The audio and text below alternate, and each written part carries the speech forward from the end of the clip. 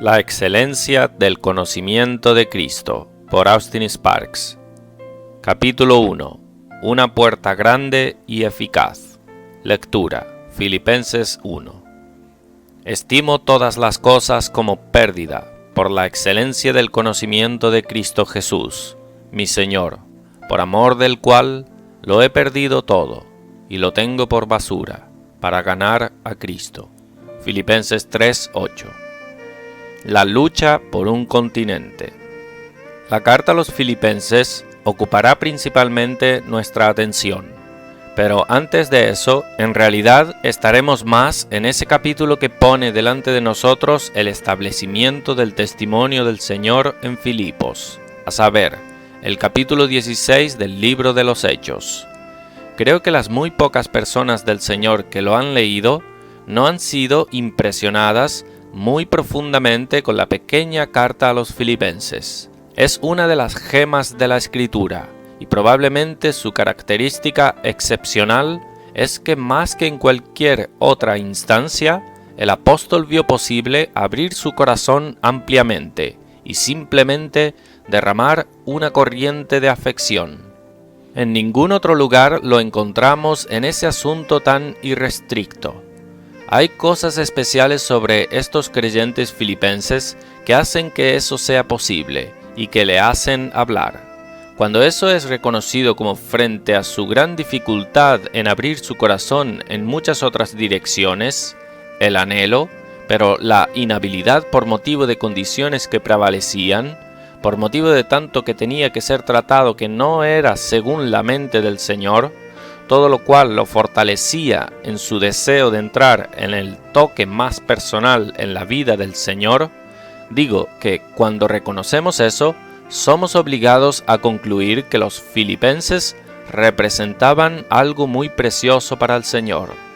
Ellos permanecían en una posición que, si el mismo apóstol reflejaba la propia relación del Señor con ellos, trajo mucha alegría al corazón del Señor. Hemos llegado a conocer esta carta como la carta de la alegría triunfante. Acababan de cruzar el horizonte ligeros vapores. En un momento parecía que una nube casi cruzaba el cielo, una nube de memoria muy desagradable. Pero aparte de esas nubes pasajeras o vapores, la carta simplemente está llena de alegría, maravillosa alegría, rebosante.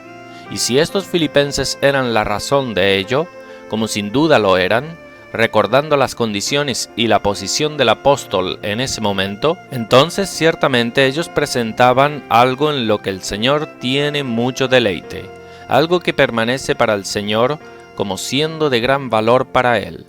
Siendo ese el caso, es siempre bueno mirar a la historia de esa gente, y especialmente al principio de su historia espiritual, o de sus relaciones con el Señor. Por lo tanto, nos volvemos al capítulo 16 de Hechos para ver algo sobre el origen espiritual de la asamblea de creyentes en Filipos. Una puerta grande y eficaz. Sabemos que Filipos tenía un valor estratégico muy grande en lo que respectaba al Evangelio en las naciones. Sabemos que Filipos era la puerta para el mundo occidental, a Europa. Y era a través de esa puerta de Filipos que el Evangelio llegó hasta nosotros, y hasta estas naciones occidentales. De manera que en lo que respecta a este mundo con el Evangelio, Filipos tenía un valor estratégico grande. No te sorprende, por eso, que el abrir de esa puerta, el pasar por ella y el establecimiento del testimonio al otro lado de ella, fuese plagado con conflicto terrible, un conflicto en el cual parecía que todas las fuerzas cósmicas y universales se involucraron. La mente divina y nuestro sentido común santificado. Echa un vistazo por el capítulo 16 con esa idea en mente y serás impresionado con las fuerzas que estaban activas en relación con el testimonio siendo establecido en Filipos. Tú empiezas, no diremos con conflicto, pero con una diferencia entre un juicio humano bueno santificado y la voluntad revelada de Dios. Es ahí donde las cosas comienzan. encuentras que Pablo y sus compañeros, Silas, Timoteo y Lucas, estaban moviéndose en una cierta dirección, y sus propias mentes estaban sin duda trabajando con ciertos campos de labor. Había el grande y aparentemente maravillosamente fructuoso campo de Asia. Piensa de todo lo que había en Asia, posibilidades maravillosas. Sus mentes estaban moviéndose en esa dirección como campo de actividad. Entonces les es dicho que les era prohibido predicar la palabra en Asia. Entonces evaluaron ir a Bitinia. La mente estaba obrando en otra dirección y ha decidido definitivamente que ese sería un campo fructífero para el Evangelio. Y así ellos siguen o evalúan seguir ese juicio humano. Con eso queremos decir que todos sus poderes están en el lado del Señor: mente, corazón y voluntad, espíritu, alma y cuerpo. No hay duda de eso. Ellos son hombres completamente consagrados. Ellos no obran para sí mismos. No hay ambiciones propias. No tienen iniciativas o intereses personales para realizarlo. Están dispuestos completamente para Dios. Y en esa devoción al Señor y esa plena consagración de sus enteros seres, contemplan ciertas cosas, evalúan moverse en ciertas direcciones. Entonces, aún así, se topan con otra cosa, que transciende hasta un juicio humano consagrado, y son prohibidos de predicar la palabra en Asia, y el Espíritu de Jesús no les permite ir a Bitinia. Eso es algo sobre lo que pensar. Ves que has establecido una ley, establecido un principio, bien al inicio, por lo que la plenitud de Cristo ha de ser realizada.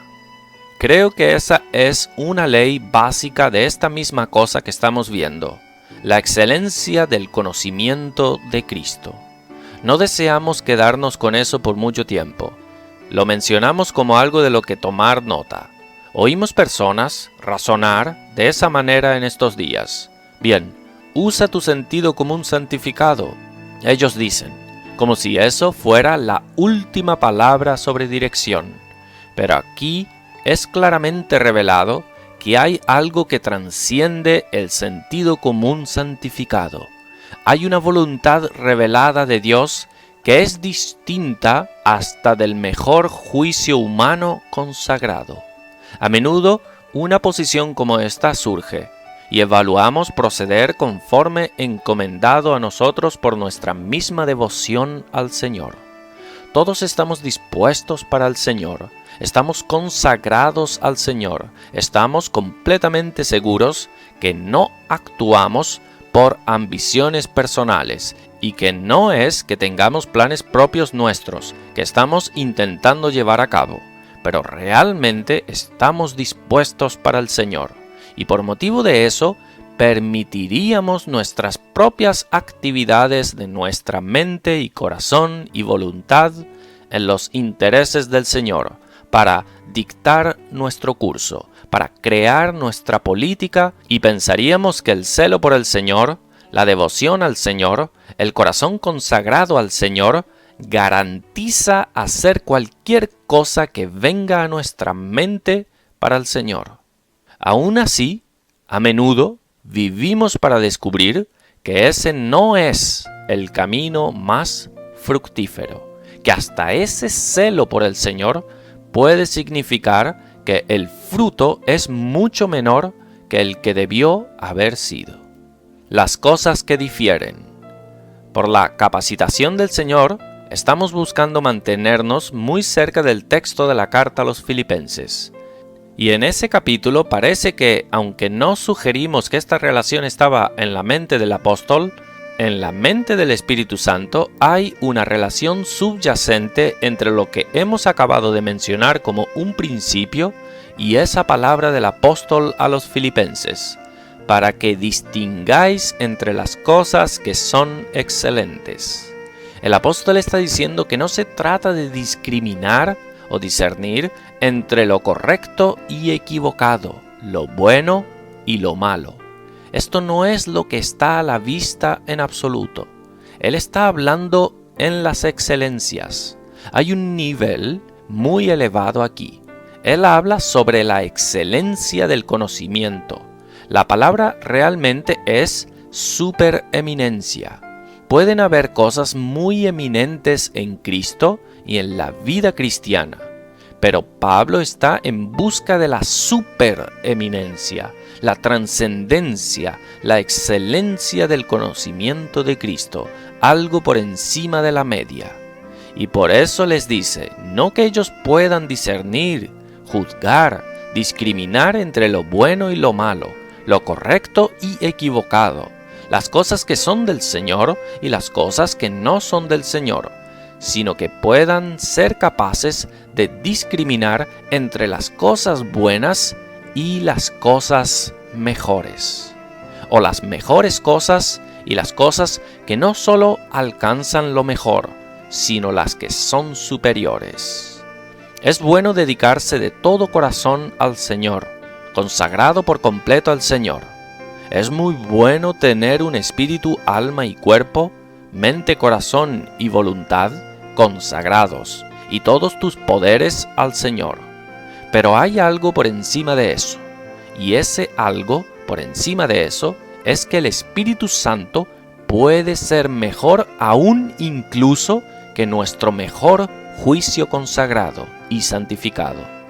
El Espíritu Santo puede aún ir más allá de nuestra devoción ardiente al Señor y movernos en la dirección opuesta de la que nuestra devoción nos llevaría. No debemos hacer de nuestra consagración al Señor y del hecho de que estamos dispuestos para el Señor el factor gobernante en el plan de nuestra vida y en la organización de nuestro curso. No toda necesidad es una llamada. Los siervos del Señor pensaban en predicar la palabra en Asia. Muy bien. Éfesos, por ejemplo, necesitaba el Evangelio y era un gran campo de oportunidad. Sí, en Asia había un gran campo y probablemente provocado por un sentido de la necesidad en esa dirección y un deseo de que Cristo sea plenamente conocido allí. Ellos sintieron por el momento que era lo que se debía hacer. Entonces, siendo prohibidos en esa dirección, ellos se volvieron a Bitinia. Bitinia necesitaba la palabra. Bitinia necesitaba al Señor.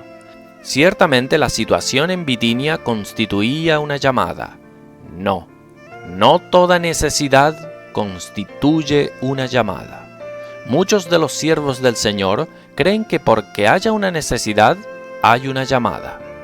Bitinia tendrá lo que necesite en el tiempo del Señor. También Asia. Pero justo en el momento el Señor tiene otras cosas. Y si sales para Asia o para Bitinia fuera del tiempo del Señor, descubrirás que pierdes lo mejor trascendente del Señor. Y algo puede ser perdido ahí. Tiempo puede ser perdido. El plan del Señor puede ser subvertido. La cosa que entra para esa plenitud trascendente de Cristo es que debe haber algo aún más que nuestra devoción al Señor. Debe haber un gobierno absoluto por el Espíritu Santo, aún más que nuestro juicio consagrado. A veces debemos estar preparados para dejar de lado todos nuestros razonamientos devotos y apasionados y deseos por la gloria del Señor, para tal vez tomar otro curso. La puerta para la plenitud de Cristo, la supremacía de Cristo, es el dominio de Cristo. Fue así como Filipos entró. Es maravilloso ver Filipos entrando en ese camino. Ellos debían todo, y Europa debía todo del Evangelio, al hecho de que aquí había hombres que estaban apasionadamente dedicados al Señor y estaban dispuestos a sujetar sus juicios al Espíritu de Jesús. ¿Quieres conocer la excelencia de Cristo? Tendrás que dar un paso más que el sentido común consagrado. ¿Qué es eso? El señorío absoluto de Cristo para dictar todo, hasta si eso significa contradecir tu mejor juicio humano más santificado. Todo empezó ahí para Filipos y para Europa. Empezó no con un conflicto, porque no había conflicto, no había batalla por eso, sino un reconocimiento y aceptación de una diferencia. Muy a menudo es un conflicto con alguna gente. Hemos conocido sobre una verdadera batalla sucediendo entre este sentido común consagrado, este juicio humano santificado y las exigencias del Espíritu Santo. Muy a menudo hay una batalla sobre esa base, pero en este caso no había batalla. El hecho de la diferencia queda perfectamente clara, y todo para Filipos y el mundo occidental, en lo que respecta al Evangelio, tuvo su surgimiento en el establecimiento de esa verdad de Cristo aún por encima del mejor, más devoto juicio cuanto a lo que serviría a los intereses del Señor mejor. Al fin y al cabo, ese es solo el lado negativo, pero cuando eso está resuelto, habrás abierto el camino para algo más. Hace que un aspecto positivo sea posible. Estoy seguro de que habrá mucha retención cuanto al lado positivo del propósito del Señor hasta que este asunto sea de una vez por todas resuelto. La prueba entre la espada y la pared. La siguiente cosa que ves, habiendo aclarado todo eso y habiendo completamente obedecido al Señor, es que debes recordar que había una brecha, aun si fuera solo una brecha de horas, entre lo que hemos llamado negativo y positivo. Ponte en la posición de estos 4 hombres. Habiendo sido prohibido de predicar la palabra en Asia, ellos pudieron haber dicho muy bien, solo lo pretendíamos por el Señor, ser usados por Él para su gloria en una cierta dirección, y el Señor simplemente cerró la puerta en mi cara. Tú puedes tomar 2 líneas en la presencia de una situación como esa. Puedes decir, bien, evidentemente el Señor no me quiere allí, y es mejor que lo deje todo. Quedó completamente claro que el Señor no quiere mi servicio. O puedes decir, evidentemente, el Señor tiene alguna otra cosa. Esperaré por el Señor.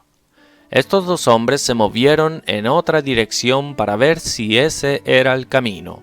Y una cosa similar sucedió. Fue un doble contratiempo para la devoción, para el celo. Mientras ese estado de negación dure, será una perplejidad. Con algunos dura por mucho tiempo, pero ellos lo aceptaron. Ellos supieron que era el Espíritu de Jesús que estaba obrando, reteniéndolos. Sabían bien que era el Señor, y que el Señor se justificaría, la sabiduría se justifica por sus hijos, Mateos 11:19, y estos eran los hijos. Hasta estas negaciones son los hijos de una sabiduría divina, y ellos justificarán la fuente. Y así se quedaron en perplejidad, pero aceptaron la situación como de Dios, y no razonaron y se dieron por vencidos, sino que se mantuvieron en una actitud positiva de fe. El Señor tenía otra cosa, y mientras ellos se pararon definitivamente, el Señor no los estaba dejando de lado. Él estaba solo moviéndolos en direcciones más fructíferas. Ellos aguantaron en fe. Ellos abrieron el camino para el lado positivo. Entonces apareció una visión a Pablo, y vio un hombre de Macedonia, y oyó a ese hombre decir, «Pasa a Macedonia y ayúdanos». Había parecido que Asia estaba diciendo, «Pasa a Asia y ayúdanos». Parecía que Bitinia había estado clamando en el mismo sentido, pero demostró no ser así. Esas eran sus propias conclusiones sobre la situación. Pero aquí un hombre de Macedonia clamaba, y por eso ellos tomaron sus rumbos en la dirección de Macedonia con seguridad, deduciendo que Dios los había llamado a predicar la palabra allí. Entonces el rumbo del viaje nos es dado. Fuerzas universales en movimiento. Ahora ves las fuerzas obrando.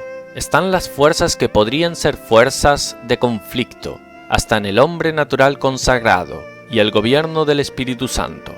Pero aquí, en primer lugar, está la soberanía absoluta del Espíritu de Jesús.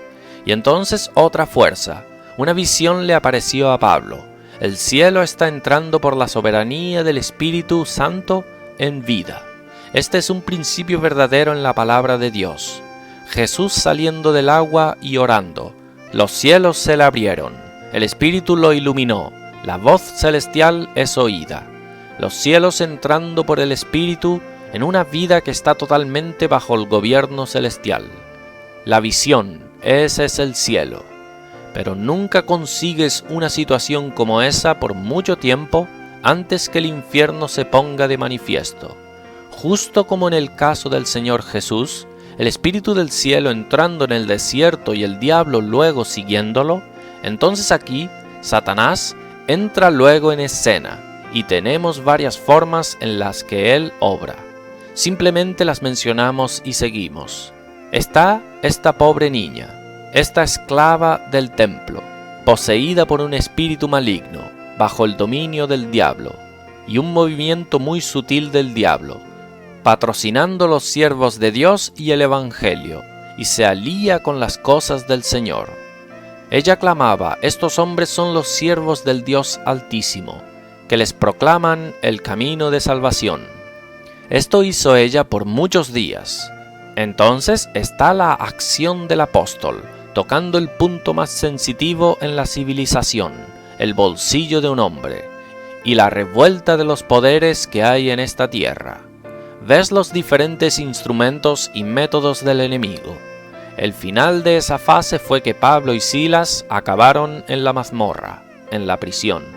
Marca el movimiento, el espíritu humano sujeto al Espíritu Santo, el Espíritu Santo encargándose sobre esa base, trayendo lo que es positivo de la voluntad del Señor, una visión celestial, las fuerzas del mal y tinieblas levantándose para contrarrestar eso, usando todos los medios disponibles, hombres y mujeres gobernados por el enemigo como instrumentos suyos. Luego la prisión interna. La siguiente cosa de la que sabes es un terremoto. Oh, cuántas fuerzas hay obrando. Parece que el mismo universo está en un estado de actividad. El cielo, la tierra y el infierno están envueltos en este asunto. Dios, los hombres y diablos. Es siempre así cuando Dios tiene una gran puerta a la vista. El cielo está teniendo un interés vivo en todo el tema. La necesidad, cuando las grandes cuestiones divinas están en juego. El hombre debe estar absolutamente bajo el gobierno del Espíritu Santo, y no siguiendo su propia mente, aunque esa mente esté dispuesta para el Señor. El enemigo se levanta de debajo, y la tierra se envuelve. Todas las fuerzas del universo son halladas activas cuando una puerta como esta es el asunto. La importancia de la oración. ¿Cuál es el propósito que estamos buscando alcanzar en este momento? El propósito es este, que parece haber algo aquí que es la manera de Dios realizar su objetivo y que toca todos estos factores y características de la situación. Toca el cielo, cambia a los hombres, sacude la situación como está y provoca el infierno. ¿Qué es? Si miras de cerca, verás que es la oración. 3 veces en el capítulo 16 hay una referencia a sus oraciones. Ellos llegan a Filipos y se están preguntando por qué el Señor de manera tan extraña los trajo ahí. Y es dicho que la primerísima actividad es que ellos salieron en el día de reposo por el río, suponiendo que había un lugar para la oración. Tienen un propósito en mente y ese propósito es orar. Y están buscando poner ese propósito en acción, hallar un lugar para la oración. La oración es sus objetivos. Puedes decir que la oración es la base de todo aquí. Entonces la oración entra como la primera cosa en sus actividades en relación con esta gran puerta estratégica, y ellos descienden por el río, que estaba 1 milla lejos de la ciudad, para ir a orar. Otros evidentemente reposaban más lejos en el día del sábado, puesto que determinadas mujeres fueron halladas allí, y estos siervos del Señor les hablaron la palabra del Señor. Parece por el lenguaje que todos ellos hablaron la palabra del Señor, pero Pablo era el hablante principal, y el Señor abrió sus corazones para dar atención a las cosas que eran habladas por el apóstol. No estamos siguiendo el curso de cosas a la casa de Lidia, y así por delante, sino lo que notamos es que el primer movimiento fue por medio de la oración. La oración fue el abrir una puerta para un continente por medio de corazones humanos. Sus corazones estaban abiertos, y Lidia les acogió en su casa. Ellos recibieron la palabra, y ella y los de su casa fueron bautizados. El testimonio había empezado. El hombre de Macedonia resultó ser una mujer. La siguiente cosa que lees es que mientras estaban yendo a orar, esta joven mujer con el espíritu de la Pitón los seguía. El enemigo sabe cuándo estás yendo a orar. Siempre sabe cuándo estás yendo a orar. Y si puede, él te desviará. ¿Ves la sutileza de la obra del enemigo para patrocinarlos? ¿Para popularizar sus ministerios? ¿Para hacer que la oración sea innecesaria? Consigue que tu ministerio sea popularizado y la oración pierde su necesidad, su poder, su fuerza. Cuando estás haciendo progresos, cuando hay éxito, ¡qué peligro es para la oración! Nunca te agarrarás de Dios tan desesperadamente cuando las cosas están moviéndose. Así, el enemigo quiso presentarse a través de esta mujer, y parece que es maravilloso. Si el juicio natural se hace cargo de eso, bueno, parece como si esta misma persona es un recurso para el Evangelio. Casi aparece que Dios ha enviado a esta persona, que tiene una gran influencia en esta ciudad en medio del pueblo, para allanar el camino para el Evangelio. ¿No podría eso haberles apartado de la oración? Era un movimiento sutil y muy ingenioso, igualito que el diablo. Mientras íbamos a la oración, él sabía lo que significaba la oración, y él, por este movimiento ingenioso, quería intentar sacarlos a tirones. La oración está gobernando toda esta situación, y es bueno que no se fueron desviados de la oración, porque sin duda era sus caminares cercanos con el Señor en oración que revelaba la verdadera naturaleza de esta cosa, que no era de Dios, aunque lo pareciese. Esto no era alguna facilitación divina del progreso del Evangelio. Esto era una sutileza satánica profundamente puesta en términos que parecían como siendo un aliado del Evangelio. La oración se está poniendo por debajo de las sutilezas profundas del enemigo. La oración inició este asunto en Filipos y la oración lo está continuando. Sabemos lo que pasó sobre la chica y el demonio y el alboroto y la prisión, los azotes, las cadenas, la mazmorra. Entonces, a medianoche oraron y cantaron alabanzas. La oración continúa a consumar esta cosa, puesto que lo ha iniciado y lo ha continuado, y la oración lo consuma, porque fue en esa oración final y alabanzas que la cuestión fue resuelta. De repente el cielo vino de nuevo, y hubo un terremoto. El resto de la historia es familiar. El carcelero y su casa creyeron y fueron bautizados. El testimonio es establecido. La historia de la iglesia filipense ha comenzado. Ahora hemos dicho dos cosas. Primeramente, si los filipenses representan algo muy precioso para el Señor, y si la actitud de Pablo hacia ellos es un reflejo de la actitud del Señor de mucha alegría por ellos, esta condición espiritual tiene como su fundamento esta oración de vida por la cual todas las fuerzas del universo son llevadas a obrar, pero que trae un resultado poderoso. En segundo lugar, ¿qué cosas tremendas dependen de la oración? ¿Qué lugar vital tiene la oración? Por eso, ¿no usará el enemigo todos los medios y oportunidades para frustrar la oración? No creo que estamos lejos de la verdad si decimos que una cosa que el pueblo del Señor está hallando en estos días más que nunca es la batalla por la oración. se está volviendo más difícil cada día mantener esa oración de vida clara y fuerte. Por preocupaciones y distracciones, irrumpiendo para esparcir los pensamientos y dividir la mente, por presión, muerte, cansancio o por cualquier cosa, el enemigo buscará debilitar y destruir la vida de oración. Esta gran revuelta en Filipos por parte del enemigo es extrañamente y significativamente relacionada con el propósito de oración en vida de ellos. El Espíritu Santo no se equivoca. Cuando habla de sus vidas de oración 3 veces en un capítulo, puedes estar seguro de que eso representa algo que explica muchísimo. Y fue cuando mientras estaban yendo a la oración, que el infierno se levantó y buscó destruirlos, para dejarlos completamente fuera de acción. Dejarlos en un lugar donde ellos nunca se oirían de nuevo, directamente fuera del camino en esa mazmorra.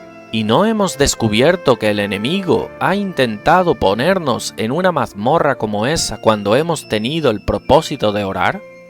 ¿No es en relación con nuestra vida de oración que el enemigo busca forzarnos hacia algún lugar oscuro, muerto?